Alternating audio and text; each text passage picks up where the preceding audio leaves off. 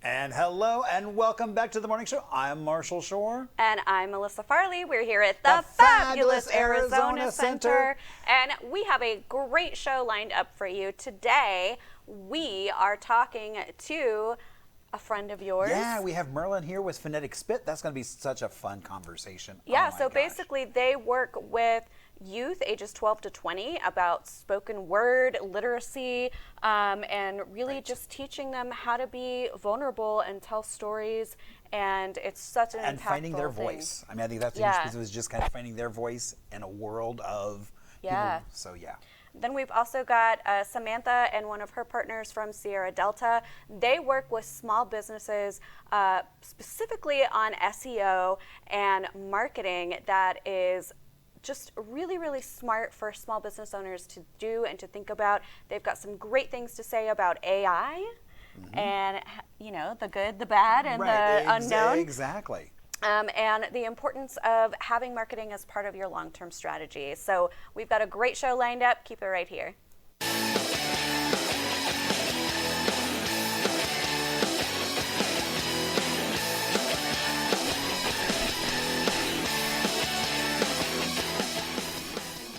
Well, it's good to be back, huh?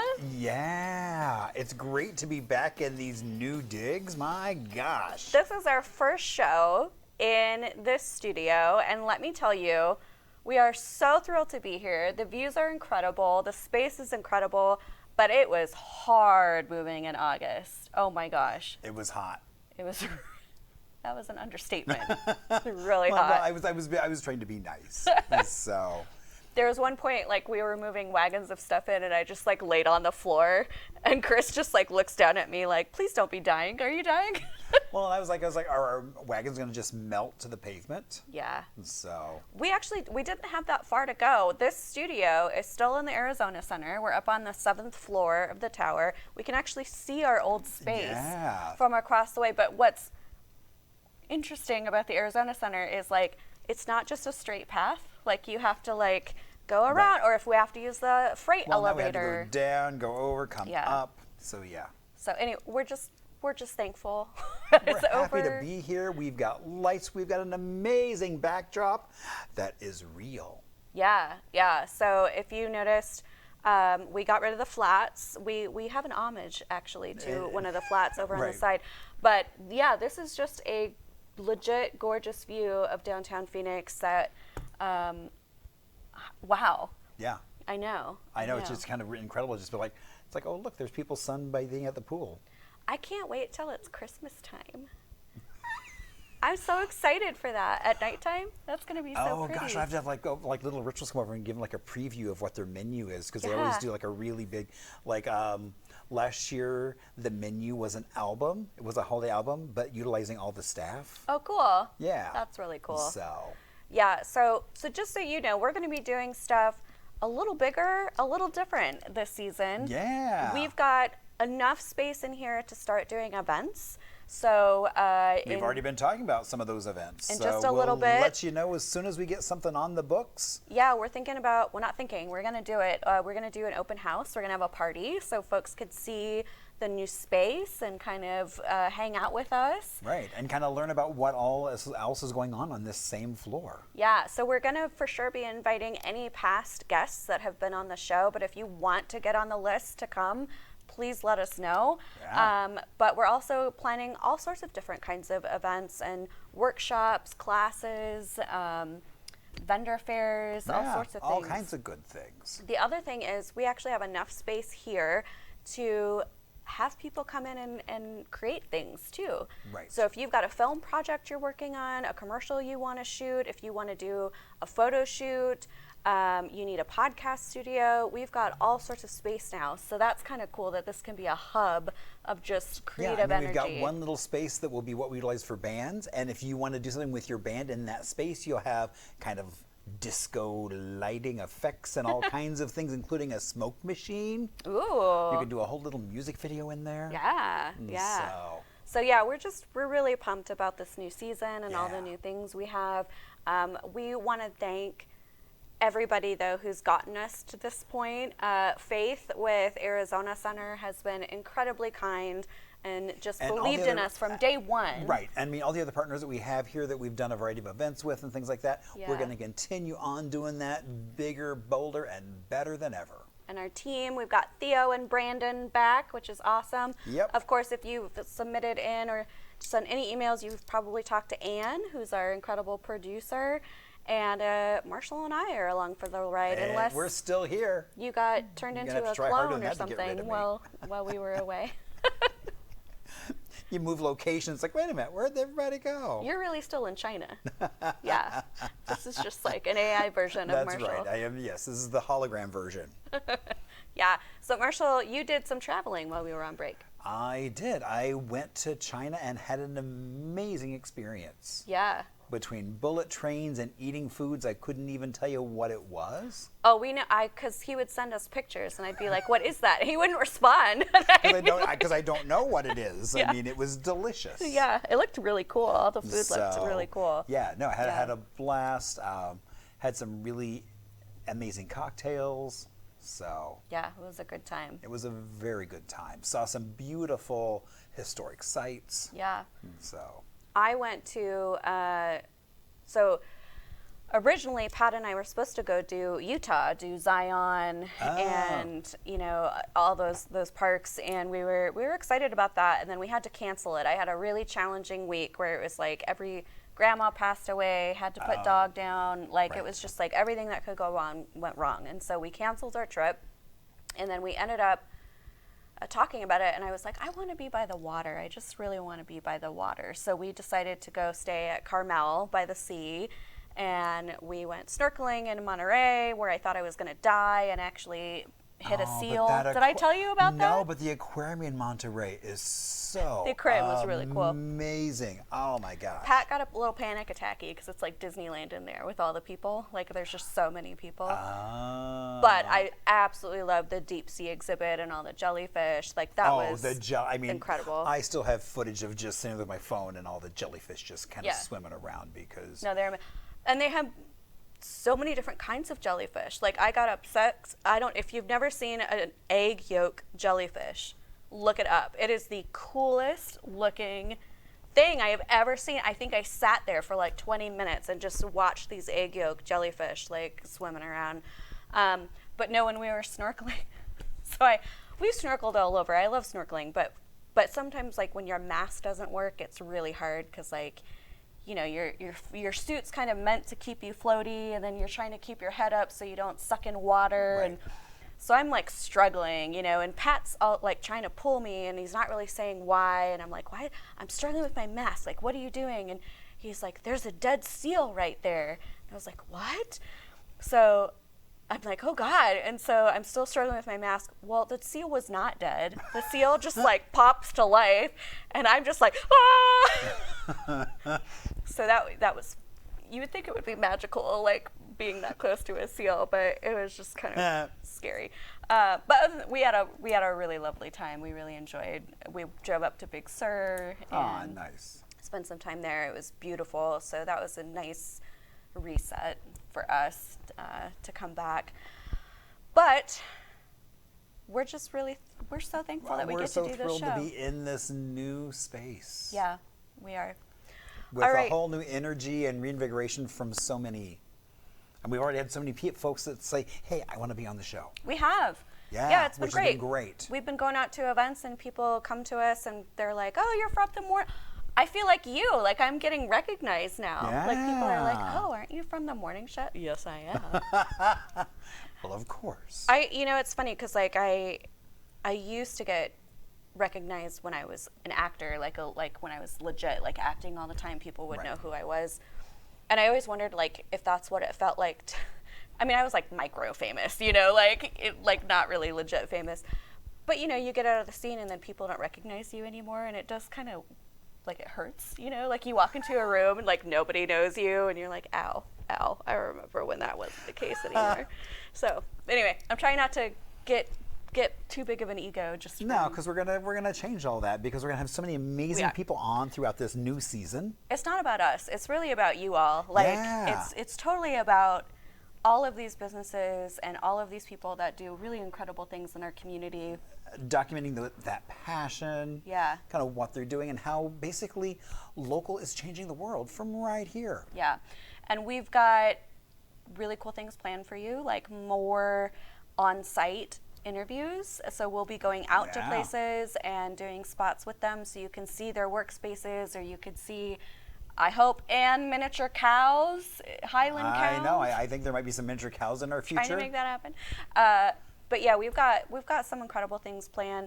But we won't keep you waiting any longer. We have actually got our first interview in the brand new studio here, ready to talk to you right now. Indeed.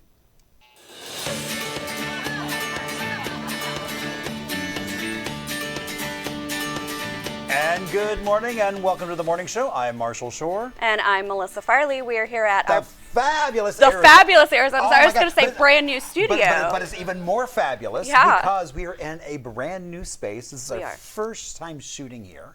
Yes, we are loving this space, and we are also loving that we have our very first interview happening right now. You are witnessing it live and in action. Well, not live, but we are alive and in action.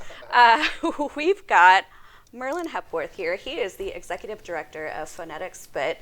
And I have to tell you, I think Marshall clearly is familiar with you. You guys were chatting before we started rolling. I am not. And what a weirdly fabulous name Phonetic Spit is. Can you share a little bit about what that is and what you do? Yeah, so we provide arts and education programming with an emphasis on literacy programs in detention centers, schools, group homes, shelters for young people ages 12 to 20 years old, but most of the young people we work with are like 14 to 18 typically. What called you into this?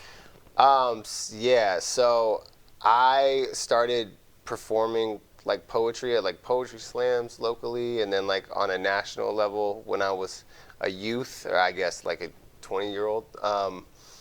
And I started getting asked to come to classrooms and work with kids in English classes. And then I ended up being a professional teaching artist for like 15 years plus, and doing this sort of work across the country, sometimes internationally. And while I was doing that work, we started this sort of like movement here in the Valley, because this is where I was based. And so, yeah, that's pretty much how I fell into it. Yeah. So I'm curious, what is the power or the impact or the benefit of having youth and young adults participating in something like this? You wrote in your email to us that you kind of wanted to talk about, testimony and witness. Like, oh, yeah. Yeah, share with us what that means. Yeah, so it is not uncommon for us to bring teaching artists out to a community, and that our like programs actually like enhance the sort of like social, cultural atmosphere of the environments we come into. Like, it's not that uncommon for like a administrator to be like, oh, we didn't have any incidents at our school this entire week. One of the reasons that happens is because, yeah, there's like a culture of like sharing, and vulnerability is like power. And so what will happen is we'll go in, we'll do a bunch of literacy games that are really like low risk and like fun and engaging. And then we have young people read and interpret literature, hip hop, what have you. And then they are encouraged to, they don't have to, share their own work. And what happens is that, it humanizes the experiences of the young people in the space. It humanizes their experience to their peers, to their educators. And in that process, it can be super transformative. I mean, one of the most rewarding things is when you see like a really like, buttoned down or maybe like closed off young person who might be like socially shy but has all this creative power and has their own experience. And you see them day by day sort of like be brave enough to like take a next step to share something. So part of what we do is we're kind of like countercultural in the sense that like school and schooling has its place and holds an important space in our culture and society. But school is about proving your aptitude based on a set of standards and skills. And what we do is we reverse engineer that. What we do is we go, okay, you have an experience, you have your own set of experiences and knowledge, you have your own story, you have your own background and cultural, ethnic ties, etc. And so let's start from there and speak to your experience and then work your literacy around there. So yeah, that's a lot of the work we do. So you said something that I thought was really interesting, and I agree with, which was vulnerability is power. And a lot of times that in modern work cultures and lots of different places in our world, it's not regarded as power, it's regarded as a weakness. And I love that you're teaching this. I'm just curious, do you get a lot of friction when you're kind of introducing this idea? Yeah, I mean, especially in middle schools, right? Yeah, I bet. Yeah, it's like, when we are teaching artists, they're trained to be first youth advocates, right? Youth development advocates. And so, yeah, vulnerability is a reality. It's more of a law than it is, it's like whether or not you're admitting or being vulnerable is different than the reality that everyone has their own vulnerabilities, right? Regarding a number of different things. But yeah, there is a resistance, but that's why a lot of the exercises are geared around discovery and play. We don't just go in there and be like, oh, bare your soul now, You'd be like, I'm out. Yeah. But they see examples of literature, poetry, where folks are being vulnerable or being authentic. We have 5 main agreements. The first one is be brave, be respectful, your voice matters, get free or be liberated. When you create, you have to be liberated, right? And then be authentic. Yeah. And so those are sort of the cultural agreements we established. So, maybe we ask, Maritza, it's like, do you want to share? Come on, Maritza, Yeah. And she saw these people be brave, and then you'll hear kids be like, yeah, come on, Maritza, be brave. And then maybe her poem is about her best friend that moved away in 7th grade, or maybe it's about, an uncle who passed away, or it could be about any number of different real things that happen in these young people's lives. And witnessing that courage inspires others to be brave, right? And yeah. Well, and also, and I applaud you for creating a space where kids can be safe but vulnerable. And I think that is so important, as that last tenet you said was be authentic. Yeah. And having a space where you can be yourself, where it might not be what you're showing. Yeah. But there's something buried underneath that's Right. coming out. So I think that's really cool that you're offering the youth a chance to see that and experience and be a part of that, sharing that vulnerability.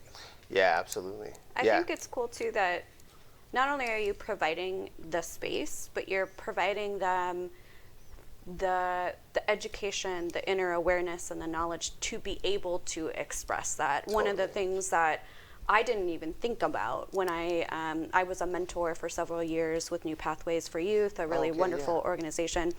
But one of the things they spent a lot of time training us in was a lot of these kids don't have the emotional awareness or even the words, the descriptors to talk about how they're feeling. Yeah. And so we spent a lot of time working with them about just going over kind of new expressions, new feelings, new things, that they maybe hadn't thought about before. And that blew my mind. I just didn't know that was something that they needed an education in. Yeah, New Pathways is awesome. We do work with them. Do you? Yeah, Oh, good. totally. They're so good. Yeah, and they have that language map. I don't know if when you were working with them, but so what we talk about internally a lot is our 4 critical literacies, which is social, emotional, cultural, and academic literacy, right? But it's it's self-awareness. It's okay, what am I feeling? Yeah. And can I actually apply language to what I feel so that I can communicate with others? That's part of your social and emotional literacy, right? And language is power. So many young people that we work with, especially in group homes and other facilities, it's like they haven't necessarily been given those communication skills, those social skills, depending on what their background is. And it's like, it really is. So what we say is like, if you can break it down on a piece of paper, you can break it down on the microphone, like you can break it down in life. You can break it down at the boardroom or the job interview. And it's like, really what we're doing through language is we're empowering young people. And that's why we say be brave, and we create brave spaces, because we can't always guarantee like your own emotional safety, like at every immediate turn. Like everyone's feeling different things. Young people come into the classroom carrying different stuff from their outside lives, right? But courage is our predominant tenet, and we're always like, you know, courage is not the absence of fear. It's feeling fear, sure, but it's the negotiation. It's the ability to like negotiate that feeling and then move forward and be brave. And any young person that writes something of significance about their experience, that's already brave, right? Because they already tried. But then to speak publicly, public speaking is like the #1 fear next to death or drowning, right? So it's which like, feels so crazy to me, but I know. Yeah, you're like the very, probably like, Exactly. you're like in a minority. Most people are afraid, right? But mastering that sort of like, like for instance, we did a program with young people from New Pathways. We have for the last 2 years, where we go in and we work with a selected group of young people and their mentors, and then they present their poems for their breakfast every year. Oh man, super powerful. That's why I became a mentor. I went to one of the breakfasts, and it was one of the first. I was going to a lot of like nonprofit galas and things at the time, and New Pathways was the first organization where they let the kids speak and share in their own words, and I was so moved. And it was just so impactful. So but I think it's interesting that you bring up, because when I saw witnessing, I was thinking, and I'm sure this comes into place too, in this way as well, like as an adult, right? I'm about 40 years old, and I'm just now kind of learning, when I go through something, the power of having other people witness my mess, and my challenges, my struggles, as opposed to just, it's different than just putting it in a journal or even talking to a therapist, but bringing in community to be a part of kind of this human stuff that we all go through. That's been a challenge for me, even at this age in my life. And as someone who's pretty self-aware, it's like, I usually hide my mess, and that's not something you want to put out there. And so I think it's so cool that you're working with these kids to kind of give them that foundational understanding that, everybody's got this, you know? Totally. Yeah, absolutely. I mean, like I was saying, it humanizes young people. This, instead of being Maritza or Sarah, or like, here's a person with their own story. And it's like, the dangerous thing is like, adolescence is a liminal space. Young people are more at risk of all kinds of things, suicide, substance abuse, all of these things that are in our society. Young people are more at risk than anybody else, right?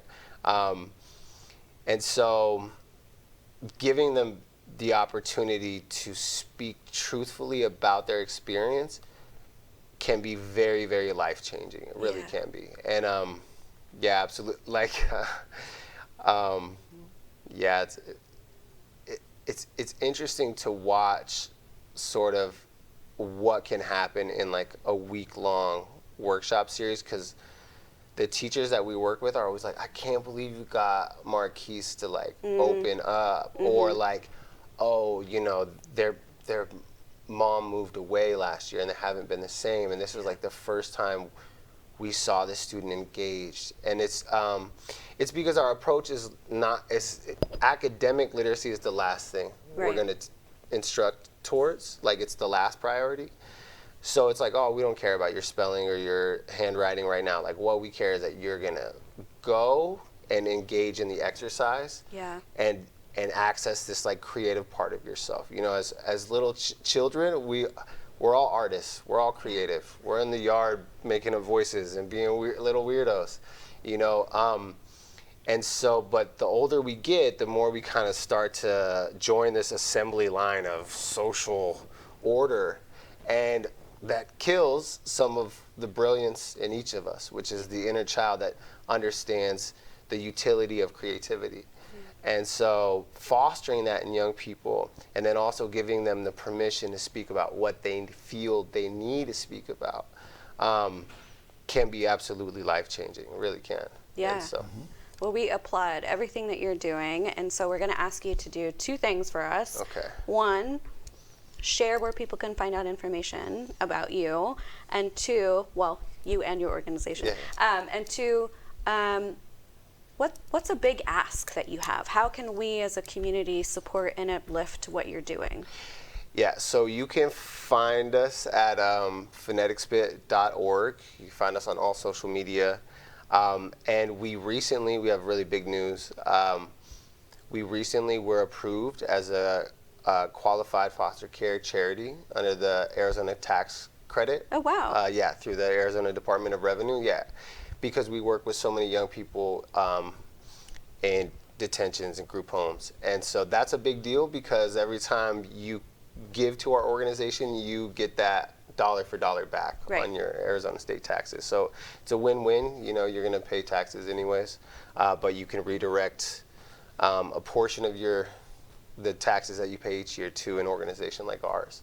And so that's a really big deal for us, because we reach anywhere from like 4,000 to like 6,000 young people each year, but we're still a very small organization, and an emerging organization. So tell people about us, learn about us, volunteer, donate.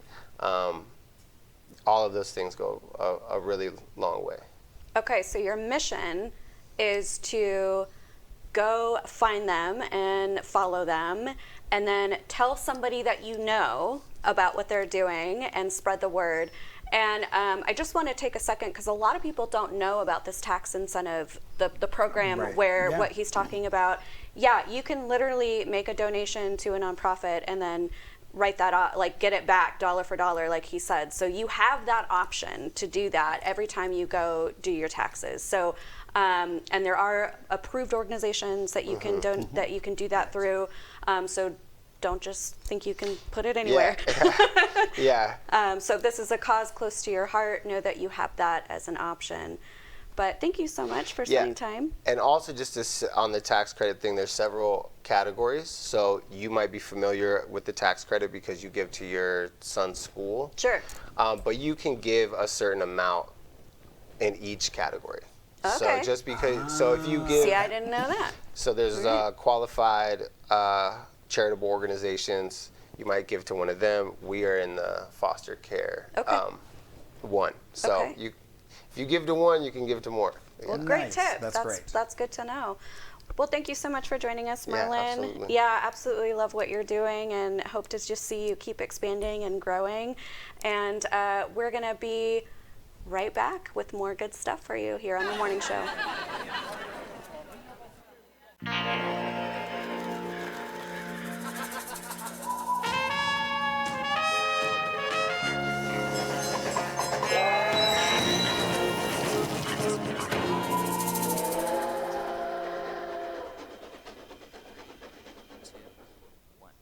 All right, Melissa, I hope you're ready for some history. I'm so ready. So, all right, so picture Phoenix, 1893. Okay.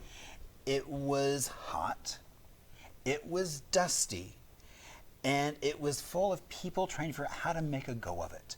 And you have a young man named Mr. Weed.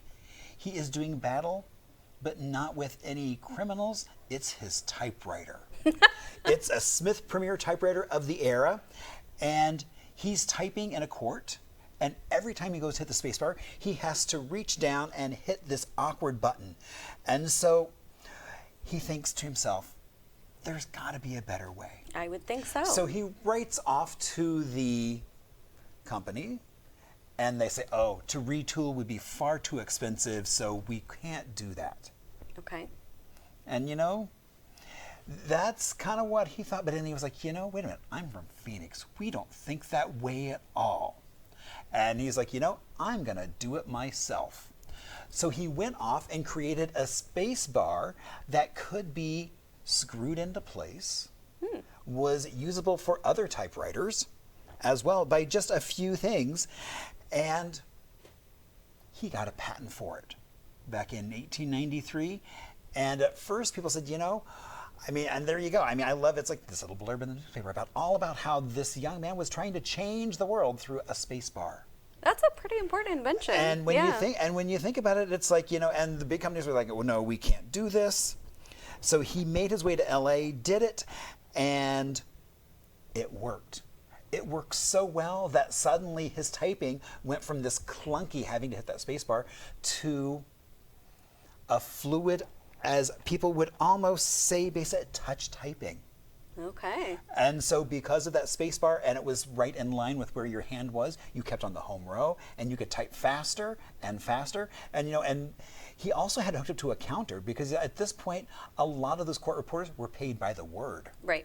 And so this allowed them to actually track that word for word. And so now we don't even think about it. From a typewriter to a phone. Yeah. And that space bar is still there on every single thing. So whenever you think, this little idea, maybe it's not really worth pursuing, you might want to think again, because one little space bar changed the world forever. And he did that from right here in Phoenix, which I think is pretty cool. That is really cool. Yeah. I had no idea the space bar was invented by someone from Phoenix. That's neat. Exactly. Yeah. And it was he was pragmatic. How do I do my job better? And it changed, or as we would say now, disrupted the industry. That's right. Yeah. Back in 1893, right here we did that. Well, Mr. Weed, way to be a disruptor. Exactly. So that's why you want to stick around for the morning show, because we have all kinds of cool history.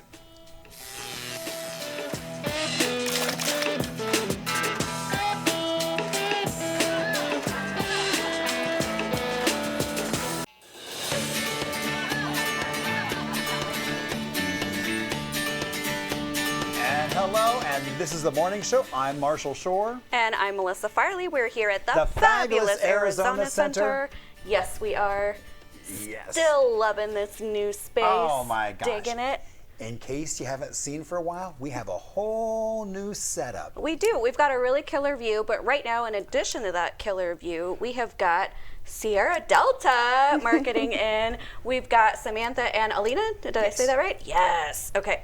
Hi. Hi. So tell us a little bit about Sierra Delta and what y'all do. So we are a digital marketing agency. We specialize in working with small businesses, especially business owners that are traditionally underserved. Okay. So having over a decade of experience working with agencies in the digital marketing space, I understand how co-opted it's become by, big corporations, private equity.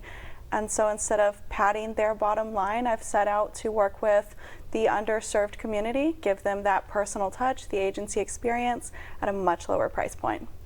Yeah, I think that's such a key theme that we keep hearing about and talking about. We have a partnership with Pollen, who works with a lot of small businesses and creators. And it's one of those things where they all know they need marketing. Yes.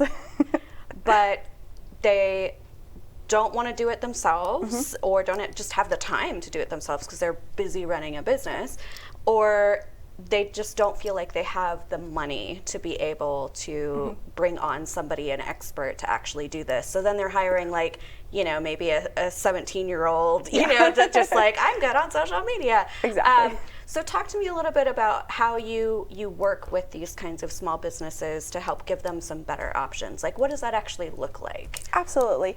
So we essentially get to know the business and understand their individual needs. This is never a one-size-fits-all approach. So it's really important for us to understand what the business is providing to its clients, what clients it wants to serve, and what makes it unique so that we can tailor an approach specifically to them. It's difficult finding a good digital marketing agency because it's, like when you hire a plumber, you don't know what you don't know. Right. So you don't know if they're, giving the correct information to you, and especially in digital marketing, it's very gate kept. So there's not a lot of really good information out there. We're extremely big on education. Whenever somebody books a consultation with us, we do a full audit and we give them a lot of information of what they can utilize even if they don't work with us. And if they decide not to work with us, we like to give them questions to ask future digital marketing agencies just to make sure that they are actually knowledgeable in the products. So we want to make sure that if you talk to us, you walk away with something that you can utilize. I'm curious, the digital landscape, it just changes so often of what works and what doesn't. I was just at a 3-day conference where I was listening to all these women talk that have most of their businesses either based specifically on membership websites or on social media platforms, and they're it's just stuff's just not working the same. It's not doing the same. How do you stay on top of what's current? And let's talk about an example. I think you might have provided something like this in your talking points, right? SEO. Almost everybody at this point knows you have to think about SEO. Yes. But now, right, with AI, you also have to figure out how to establish yourself as an expert for the AI to read your website and want to reference you as a good source point, which is different than SEO. Yeah. So maybe talk a little bit about the overwhelm and how you kind of help businesses kind of walk through that process. Absolutely. SEO has been changing consistently over the past decade. Google algorithms are released about once every 3 months. And so it is a consistent process to figure out what's changing and how to evolve with it. And then over the past couple of years, AI really has been changing the game at a rate that's unprecedented to anything we've seen before. It's why it's very important for us that we work in various different industries, so we don't fall into that one-size-fits-all approach. We have a lot of friends that are working in the industry. We attend a lot of conferences and follow a lot of newsletters based off of the big names in the industry to make sure that anytime there is an algorithm update, anytime there is an AI update, we're staying at the forefront of that and we're able to pivot. It's one of the great things of us being a small business is we can pivot on a dime. We don't have 15 layers of approval that we need to go through for every change. Yeah. So we kind of touched a little bit on AI. I think a lot of people I think it's kind of like a 50-50 split. I think there are people that are really pumped and excited about what's possible with AI, and then there are people that are straight up terrified and feel like everybody's going to lose their jobs and the world's going to be run by robots. I'm curious, in your sector, kind of what are you seeing? What are your thoughts about the impact of AI in marketing? So I kind of fall into the middle group there. I definitely see a lot of the benefits and that it's not going away. But I also do see a lot of the drawbacks. I have a lot of friends who have been doing this since I've been in it for so long, and I have seen a lot of them lose their jobs at their agencies simply because companies believe that these LLM models are capable of doing their job, and then, after a year of it not working, kind of realizing that they're going to have to start all over again. So we're definitely facing that in our industry of, job loss. But the simple fact of the matter is, it is a very gate-kept industry, so the information to train the AI and the LLMs on the current knowledge base isn't available. So simply asking ChatGPT the best way to go about it is not going to be very beneficial for you. And as far as SEO is concerned, it's utilizing the standard SEO practices that are well developed and we know work, and then adding the additional layer of this is how we talk to the robots. Yeah. So that you can appear on ChatGPT when somebody's using that as a search engine versus Google or Bing. I always think it's funny when businesses are surprised that they're ChatGPT's top recommendation. This happened. We went to Monterey recently, and we were trying to find a whale watching tour. Okay. And my husband and I don't really like big groups, big touristy things, and so we kind of were putting in some parameters, and it popped up as like, this is our number one recommendation. And we mentioned it to them, and a couple other people were like, yeah, ChatGPT recommended you. And they were like, wow, really? Like, they had no idea, you know? Like, but I think what's interesting about AI, and I have evolving thoughts about this all the time. I read a really interesting article about how, right, like, access to information clearly is not a prohibitor for AI. It's in fact the opposite, where there's just all the information. And it really still takes a human being to be a good curator of that information. And that's going to be kind of a lot of the adjustments that we're seeing of like, okay, sure, here's all this stuff you could work with, but is it good? Does it actually make sense in this context? Like, you know, how do you want to use it? So I think that's where I'm feeling some security around that. Absolutely. Yeah. And just like you're saying, it has access to all of the information, but there is no real filter system that it knows what is useful, what is true, and so it's presenting it all as equal. Whereas, and that's the big thing. I mean, really, that vetting of that. It's like, okay, it says something. Okay, which of those is true? Which is kind of partially true. Yeah. And so on that continuum. Yeah. And so when you're using something such as Google, there is much more of a vetting process. And then Google will look at how many other websites are verifying that information and use that as part of their process. And LLM such as ChatGPT doesn't do that. For people that don't know, what is an LLM? When you say that, what does that mean? So we tend to use the verbiage of AI, and unfortunately, nothing that we have available to us right now is artificial intelligence. Everything that we're calling AI is really an LLM. It's a large language model. So it doesn't really think for itself. It sees patterns in language. So it says, you know, if this sentence happens, most likely this is the next sentence to happen. And so there's not that thought process that we tend to think of when we think of AI. And that's the problem that we're falling into, is we're expecting it to be really smart and intelligent, and it's just not there yet. Yeah. Thank you for explaining that. I just know there's a lot of people probably going like, what is an LLM? Yeah. So I fall into the, you know, industry verbiage. Yeah.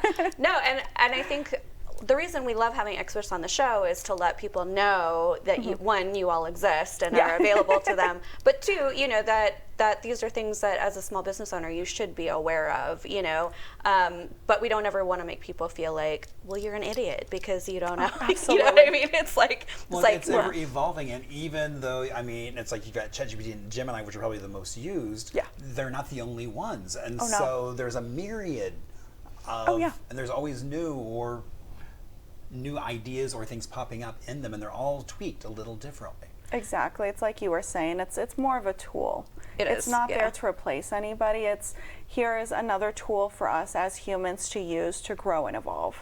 And I'll give you a good example of that. Like for my things to do segments for this week, I was like really hoping that ChatGPT, I could be like, okay, I'm looking for these kinds of things and around this date range, and you know, blah, blah, blah. I gave it really nice parameters, and it like we tried it like 5 times, and I was just like, no, these are not things I would pick. These are not, you know, like I was just like, and so it is interesting kind of finding what is a good use of AI and what is not a good use of AI. Yeah. Absolutely. So I don't want to ask you to give away, you know, all your secrets and everything, you know, that you would do in a consult. But I'm maybe here to give all the secrets. Oh, we love that. Well, I was just going to say, maybe share 1 or 2 things that a small business could maybe try today that would move the needle for them, like a basic tip, something that maybe they should think about. Yeah. I would say 2 things are going to be the most important.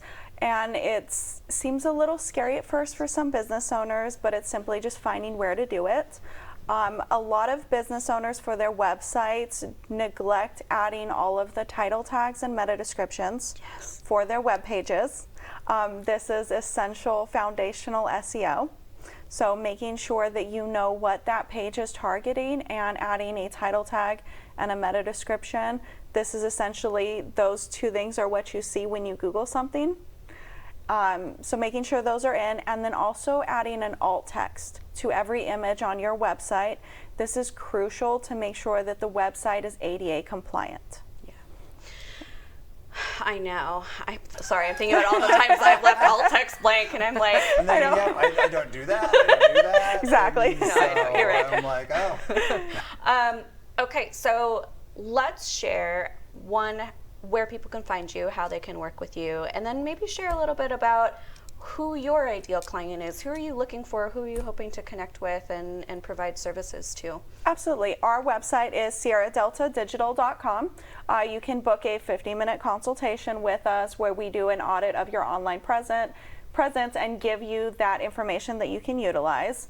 Our ideal clients, we work with mostly B2C consumers, businesses, sometimes B2B and SaaS. However, our most utilized product is SEO, and there are simply some industries that work best at conventions instead of SEO, and we will never lie to you. We're not going to tell you, hey, this is a product that will serve you well, take your money, and leave a bad taste in your mouth. So we'll always be honest with you. We'll always tell you if something won't be beneficial, and we just simply won't take your money.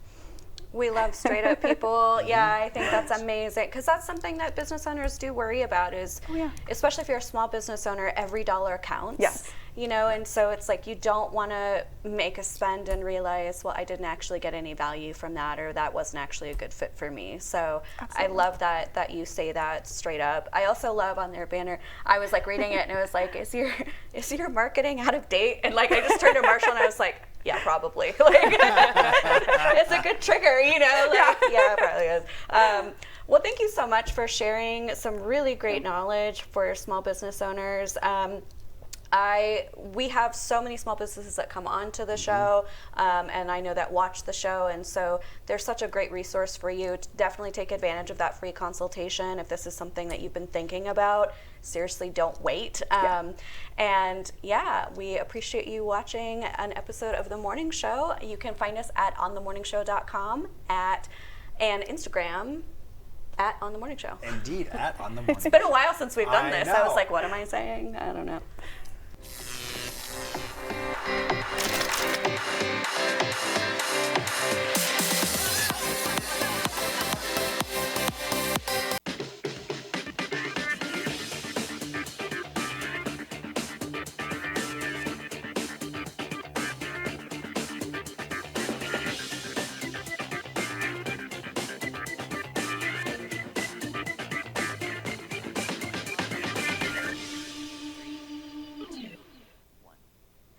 So Marshall, since we're in the new space, kind of 2.0 version, I decided to switch up the things to do segments a little bit. Oh.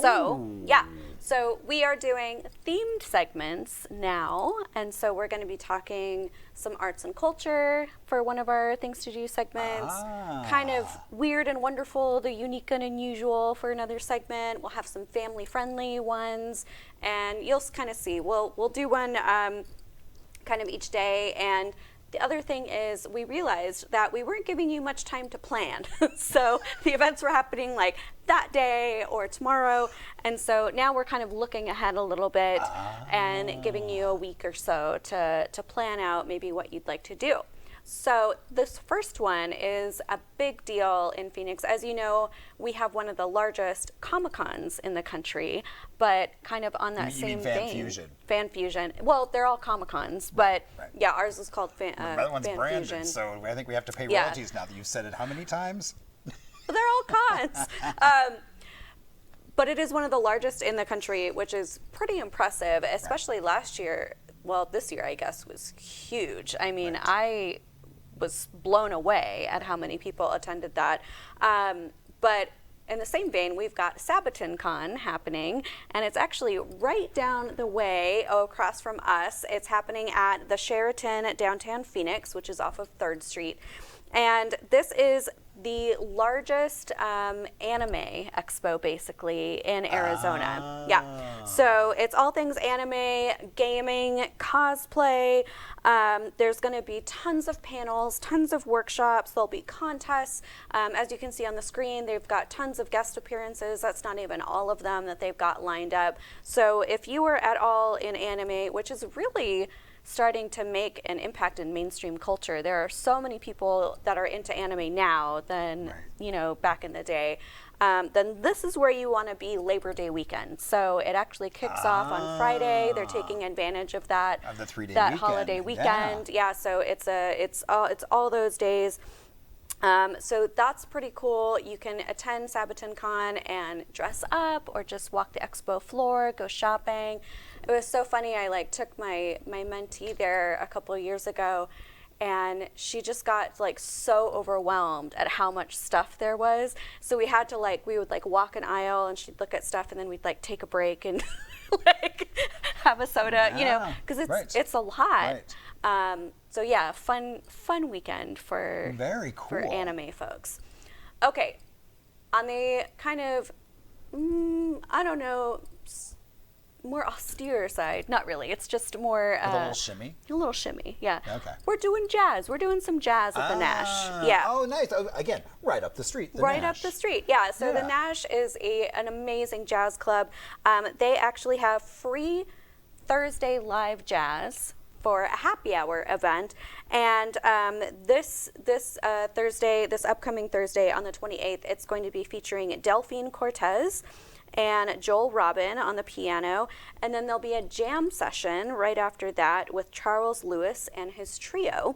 And there's no cover, there's no minimum. Literally, they're just inviting you to come out for happy hour and hang out basically at 5 o'clock and enjoy some jazz. Very cool. The Nash Yeah. is such a cool place. It's If you a haven't really cool been, place. it's a great way to get an introduction They just to it. renovated, did a bunch of work on it, so kind Yeah. of amazing to see. And I kind of wanted to highlight some things that are happening at the Nash. In addition to that, there is going to be a adult ensemble series of sessions that are happening at the Nash's John Dawson Jazz Education Center. So this is really ideal for people that are just looking to try their hand at music. So, you might not be a skilled musician, maybe you've never performed out in public before, but this is a great way to get involved with playing. So if you're at all curious about that, want to try that out, that you have that available as an option. There's also going to be vocal ensemble auditions happening at the Nash. These are open auditions. They've got youth from 5 to 7 and then adult auditions from 7 to 9. And the vocal ensemble is under Christina Hall.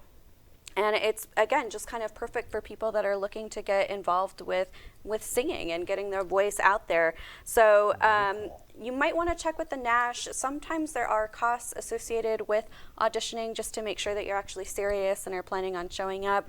I wasn't able to tell if you had to register in advance or how that worked or not. So, give the Nash a call or go on their website and check it out. And what is their website? I don't know. Oh, because it's probably like Nash AZ. It probably, yeah. But literally, you can just Google Right. the Nash jazz, and then Phoenix. it'll come up. Yeah. So it's super easy to find. And then if you're on still the SabatonCon kick, I've got a really good book recommendation for you to check out. This is also a really good one if you're kind of want to maybe look at some anime and appreciate anime art if that's something you haven't really done before. I'm probably going to say this horribly wrong, so I'm just going to give it my best shot here. It's Colorless Sakuru Tazaki and His Years of Pilgrimage by Haruki Murakami. And it's a really, really beautiful book, and so I definitely think that, again, if you're curious at all about this, it just really resonates kind of with those anime aesthetics and themes that we're going to be experiencing over this Labor Day weekend with SabatonCon. And also kind of invite you to take a little bit of an inner journey. Anime, people don't realize, anime a lot of times has some pretty cool themes that flow through those. Well, and I was recently in Seattle at the Pop Culture Museum. Yeah. And they have a whole amazing display on the history of Japanese anime. Yeah. And it was incredible. Well, kind of from its start of very working class and how it kind of grew to what it is today, and then all the variations of that. Yeah, and there's a lot of Japanese culture that happens at SabatonCon as well. Right. If you're an appreciator of that, and I honestly, I'm trying to get a little bit more into it because some of the top award-winning films animated have been anime, and I don't know. It's something that I haven't been super into over the past, but it's like it's starting to pique But my all that like interest Studio now. Ghibli stuff, I mean, Yeah. is just amazing. And there's so much more. I mean, it's like now, and it's becoming more and more mainstream. I mean, now when I go on my thing, I don't know what it is, you hit the buttons and things come up. It shows a lot more anime Yeah. now. Like I said, it's really becoming sort of a mainstream genre. Yeah. And so I will say this too: SabatonCon and the Nash are both indoors, have great AC. You know, a lot of times as the weather cools off, we'll have more arts and culture events that we can share that happen outdoors. You know, Desert Botanical Garden concerts and things like that. But I'm going to try to focus on giving you some AC while it's still a little steamy outside. So. If you end up going out, please tag us at On the Morning Show, especially if you cosplay. We'd love to see your cosplay. Yeah, that would be really cool. Because I love it to see the creativity that people put into it. Oh, yeah. So. Yeah. And there'll be contests, cosplay contests, and all that stuff. So have a great time. Let us know if we're missing anything, if you have a recommendation for what we could share for an arts and culture event this week. And yeah, go explore Arizona.